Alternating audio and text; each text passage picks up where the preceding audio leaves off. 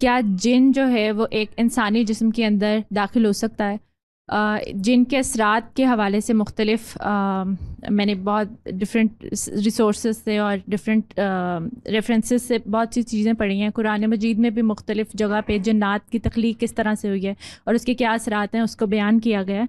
लेकिन मुझे जो चीज़ मिल नहीं सकी या एक साफ़ लफ्ज़ों में जो जवाब नहीं मिला वो ये है कि क्या जिन जो है वो एक इंसानी जिस्म में दाखिल होकर इंसान से वो अमल करवा सकता है। जैसे कि कुरान में मुख्तलिफ जगह पे बयान किया गया कि कुरान जब जो जिन है वो इंसान के अंदर दाखिल नहीं हो सकता, लेकिन बयान नहीं किया गया। लेकिन मैंने मुख्तलिफ सोर्सेज से जो चीज़ें पढ़ी है वो ये है कि उसके असरात हो सकते हैं, वो आपके दिल में वसवसे डाल सकता है लेकिन आपको फोर्स नहीं कर सकता कि आप कोई अमल करें। तो मेरा सवाल सिर्फ इतना है कि जिन इंसान की जिस्म में दाखिल हो सकता है और अगर हो सकता है तो उसका कितना असर जो है वो इंसान के अमल पे आ सकता है। इसमें पहले तो एक चीज़ को ज़रा वज़ाहत से समझ लीजिए कि कुरान मजीद इस तरह की मालूमात के लिए नाजिल नहीं किया गया।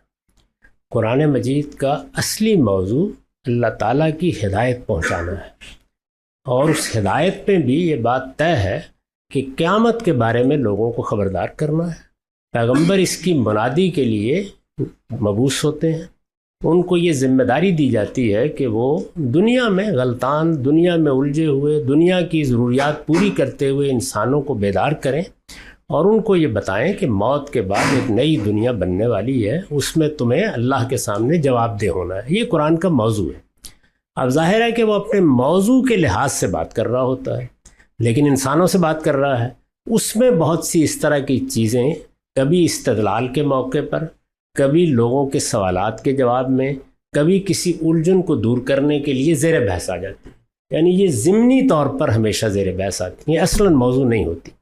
उसमें कुरान ने हमें ये बताया है कि जिस तरह तुम एक बाशऊर मखलूक हो, इसी तरह से दो और मखलूक़ात भी शऊर के साथ पैदा की गई हैं, इरादा और इख्तियार के साथ पैदा की गई हैं।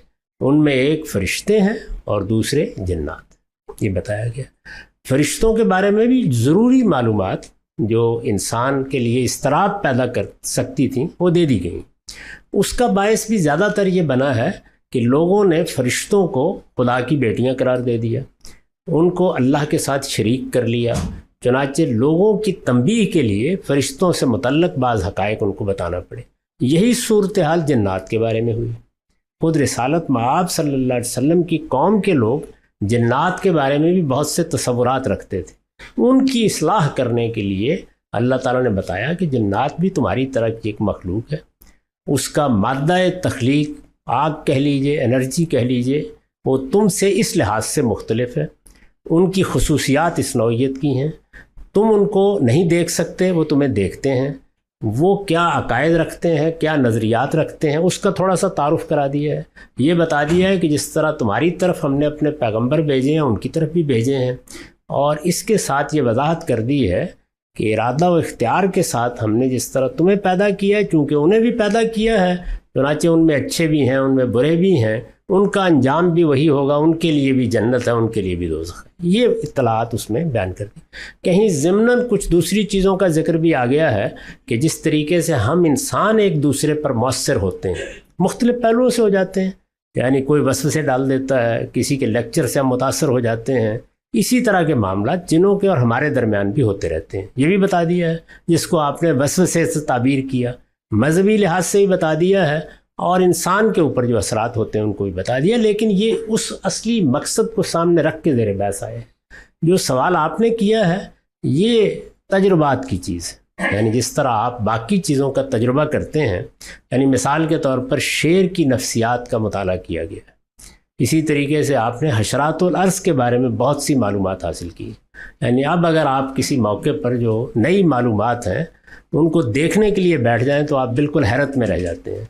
यानी ये सब जानवर कैसे काम करते हैं, इनके अपने अपने इलाके हैं, इनका अपना अपना तरीका है, इनकी एक ख़ास फितरत है, ये हम लोगों के साथ किस तरह मामला करते हैं। इनमें से किसी को हम पाल लें तो वो किस तरह का बिहेवियर इख्तियार करेगा। आप देखें बिल्ली और कुत्ते के बारे में यानी बड़ी बड़ी किताबें लिखी गई हैं कि आप उनको पाल लेते हैं चूँकि, तो वो कैसे आपके साथ मामला करते हैं। तो ये सब क्या है, तजर्बाती उलूम। तो ऐसे ही जिनों के बारे में भी लोग अपने तजुर्बात बयान करते हैं। आप उनका एनालाइज कीजिए, जिस तरह से दूसरी चीज़ों को किया जाता है, अगर माकूल बात हो तो कबूल कर लें। ये मज़हब का, दीन का मौजू नहीं।